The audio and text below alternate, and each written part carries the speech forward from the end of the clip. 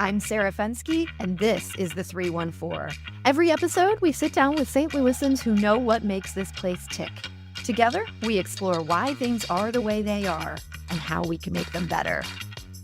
Beginning this week, Eric Schmid has a big job on his hands. He'll be editing St. Louis Magazine's Business Daily newsletter and serving as the publication's business editor. Eric and I previously worked together at St. Louis Public Radio, where he was hired to cover the Metro East in 2019 and later promoted to become its economic development reporter. I'm impressed by the thoughtful way Eric thinks about St. Louis's challenges and thought you might want to hear from him directly. So, for this bonus episode of the 314, St. Louis Magazine business editor Eric Schmid joins us to talk about how he's approaching his job, the story ideas he's most interested in, and how he handles the existence of that other Eric Schmid, Senator Eric Schmid. And our Eric, I should stress, is Eric Schmid. And just a note, you can subscribe to Eric's Business Daily newsletter at stlmag.com/business-newsletter. Eric Schmid, welcome. Thanks for having me, Sarah. It's a pleasure to be here. So, Eric, you've been working with us here at St. Louis Magazine for just over 6 weeks. You've been kind of gearing up for this moment. What's been on your mind as you prepare to take the reins? Yeah, that's right. I think what's most on my mind right now is how to make the business newsletter something that people are really excited to wake up and open every single day and read. And what are the types of stories and little bits of news and nuggets that people really want to see and that they're not getting from maybe other publications in the region. The small little updates, the little incremental changes that drive the region forward.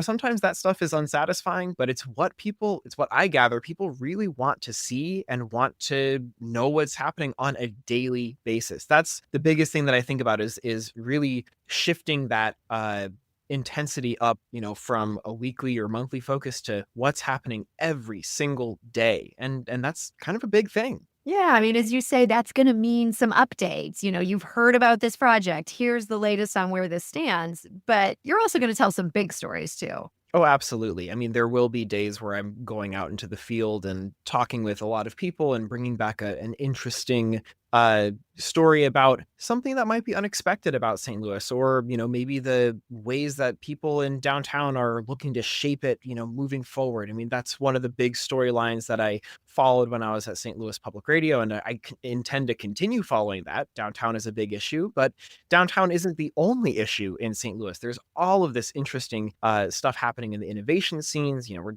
thinking about the plant science and ag tech sectors, the health tech innovation. I'm, working on something about that is, should be coming out soon, or it might already be up by the time you listen to this.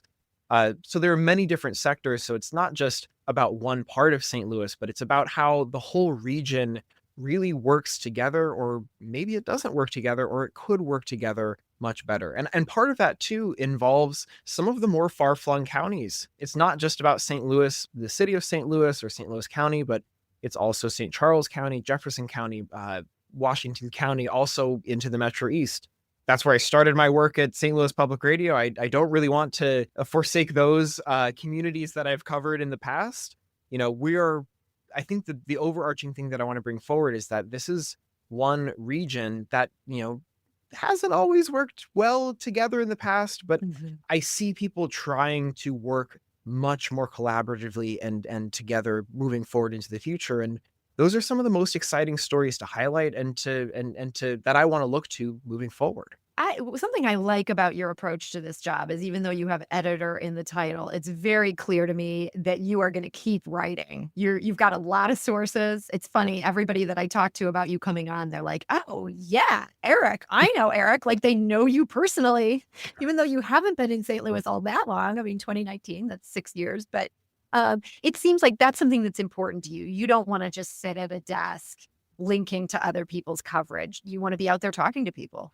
No, I was just meeting with someone this morning, and I said that's one of the best parts of my job is actually getting to meet new people and learn how they fit into the fabric of St. Louis. I love having those conversations and really having an initial conversation where you're like, I'm not really sure what the story is here, but I think you're interesting, and I think what you're doing is interesting, and I want to talk to you for an hour or so first, really have a casual conversation and then come back and build out a really interesting, in-depth, focused story. And oftentimes, me, I want to create less work for myself. So have that, off the record conversation for an hour and then come back and do a 15-minute interview.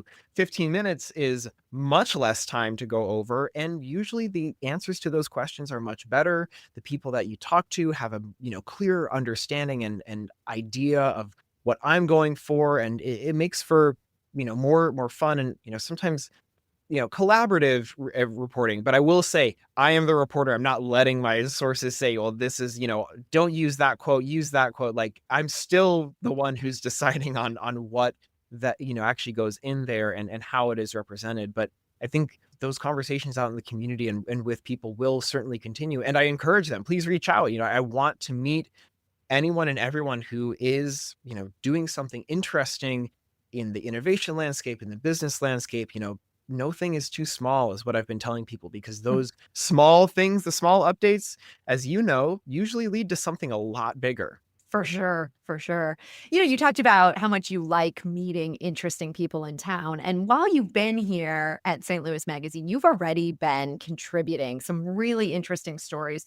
One of them that pops to mind is about a local scientist. He's at a nonprofit that's getting significant attention and even just won a huge cash prize for the work that it's doing with carbon removal. What is it that drew you to that particular story? Well, I had met the scientist, Jake Jordan, last year, I think last November. And it was really just, one of those chance meetings where one of my sources said, "Hey, I think this person's really interesting. I think you should meet them." And, I got a coffee with Jake, and he said, "Here's all the things that I'm doing."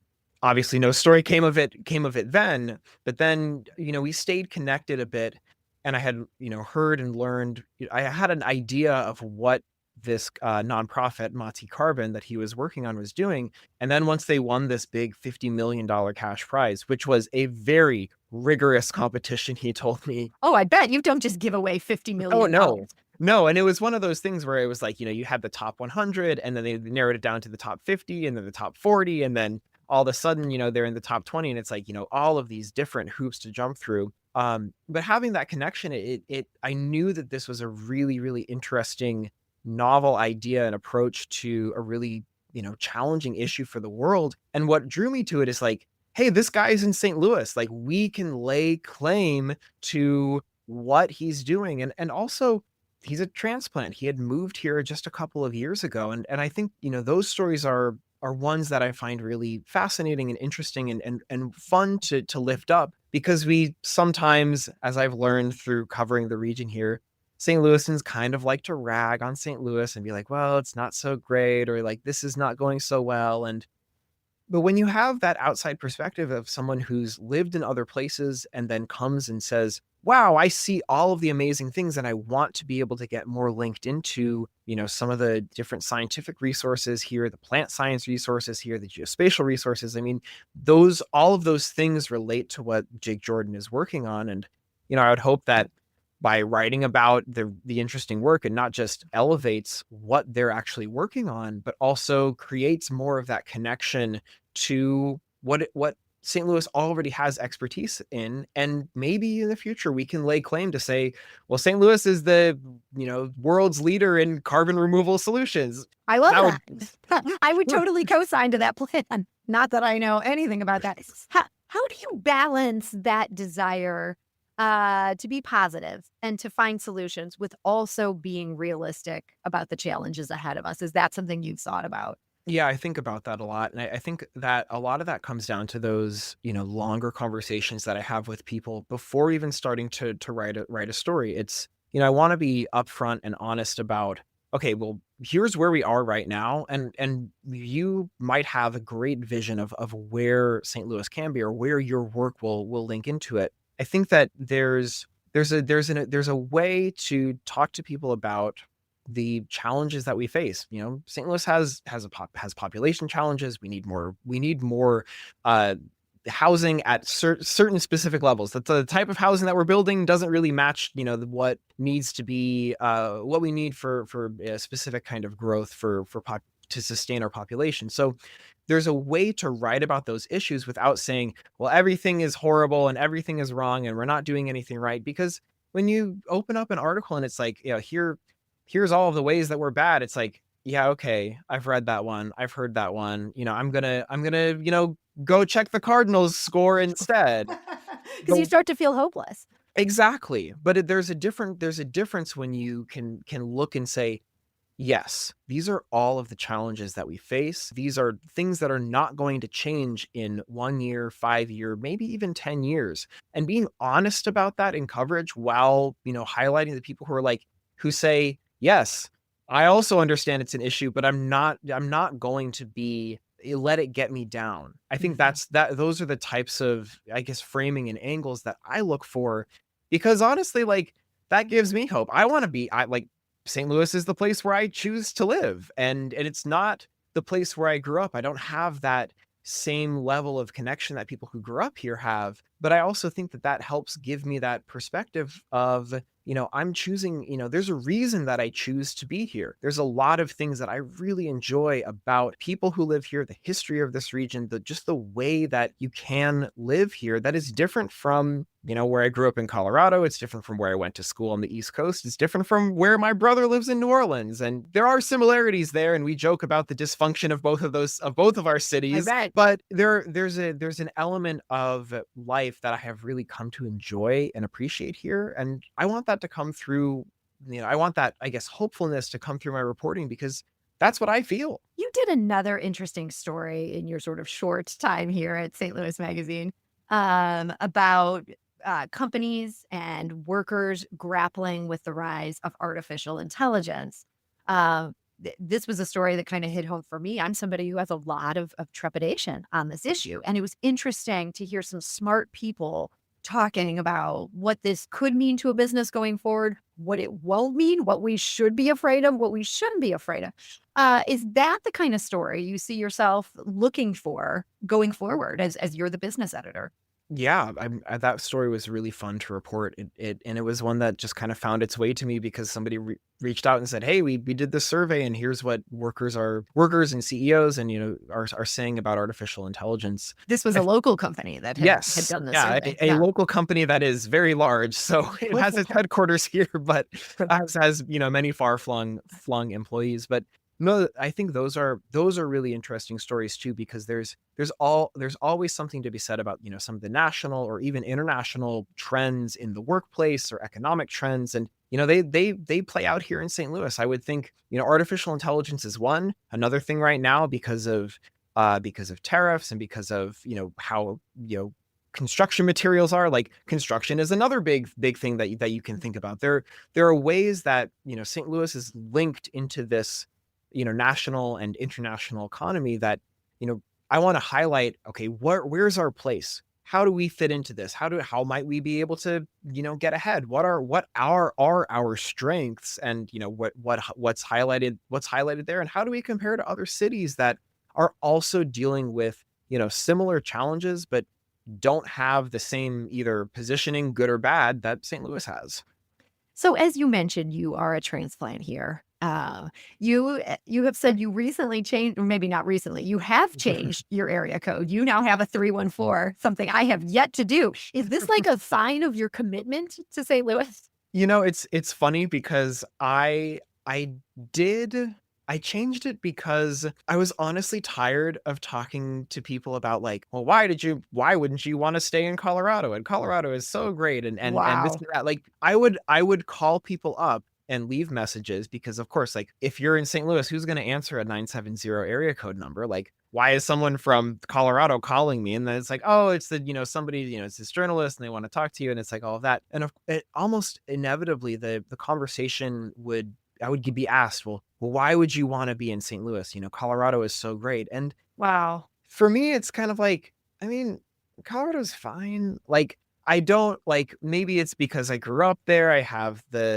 It's different than what I grew up. There's a nostalgia factor. There's, I can see I have more grumblings about, smaller things that, people who visit or have moved there don't really have. But I think that it's something where I was tired of talking about, trying to prove why I belonged here. And Or maybe prove why St. Louis was good enough to attract you. It sounds yeah. like they were almost questioning, why would somebody move to St. Louis?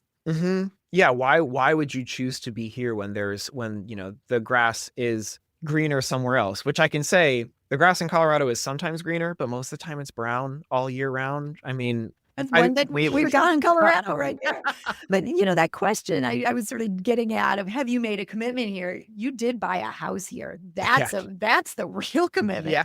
So you're invested in St. Louis, this place. Yes, I am. It was a decision where I was looking for the next apartment that I might live in, and one of my colleagues, former colleagues, who's now a good friend, was like, "Hey, well, instead of trying to deal with St. Louis landlords, landlords can notoriously be hit or miss," they said, "Well, just why don't you consider buying?" And I thought, I hadn't considered that. And then I considered it. And then all of a sudden I bought a house, and then it was the pandemic, and it was like, "Oh God, this was either a very good decision or a very bad decision." And I think it has turned out to be a very good decision, but it's one of those things. Like, I would say I was one of the first people who did like a house closing in their car during the pandemic, because Wow. you couldn't go into the office. So it's like you're sitting with all the paperwork on your steering wheel, and it's like 70 pages long and just crazy.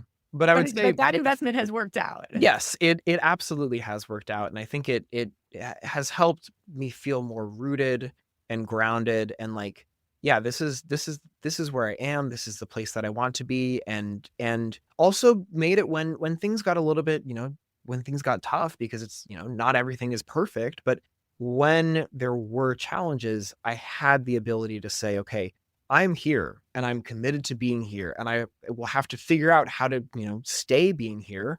And, through those challenges, you know, I am still here, and I really appreciate it. And not just bought a house, but my new wife, her whole family is from South St. Louis, or, South St. Louis or South St. Louis County. So, there's a lot that is keeping me here, and in a really good way. Like, it's not like, oh, don't get stuck there. It's like, no, I want to be here, and I'm excited to get into this role, because it's a more visible, like, exclamation point on, like, no, I feel strongly about St. Louis, and I want to convey that through, coverage and writing, and all of what I, can do to connect with people, and all the interesting things that are here. So I got to ask one last question here. I got to squeeze this one in because I have promised that we're going to talk about this. And that is, when you showed up here as Eric Schmid, how long did it take you to realize, oh, there's an attorney general named Eric Schmidt, and a whole lot of people are going to confuse those two names? And people do confuse those names.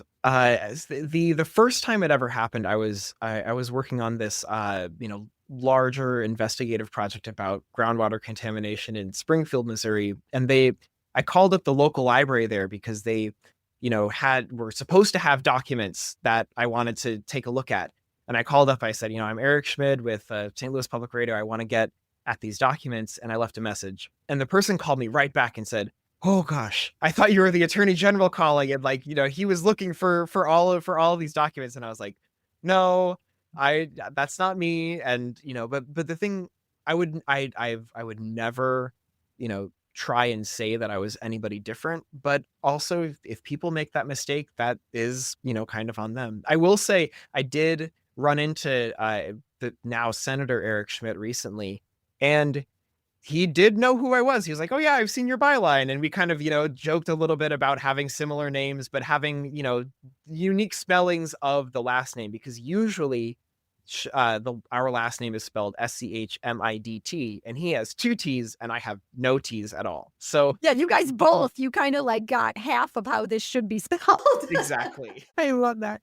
Well, Eric Schmid, I want to thank you so much for joining us today. Thanks for having me, Sarah, and I look forward to being here for the long haul. And Eric is St. Louis Magazine's new business editor. You can subscribe to the daily newsletter that he is editing beginning this week, the St. Louis Business Daily. That's at stlmag.com/business-newsletter. I'm Sarah Fensky. That's the 314 for this special bonus edition. You can find out more in our podcast show notes and at stlmag.com. And speaking of newsletters, you can also find me every day in your inbox That's thanks to St. Louis Magazine's fantastic free general interest daily newsletter. That's the St. Louis Daily. It's a fresh take on St. Louis with insight and original reporting. Sign up at stlmag.com/newsletters. The 314 is a production of St. Louis Magazine. I'm Sarah Fensky, and this is the 314. See you next time.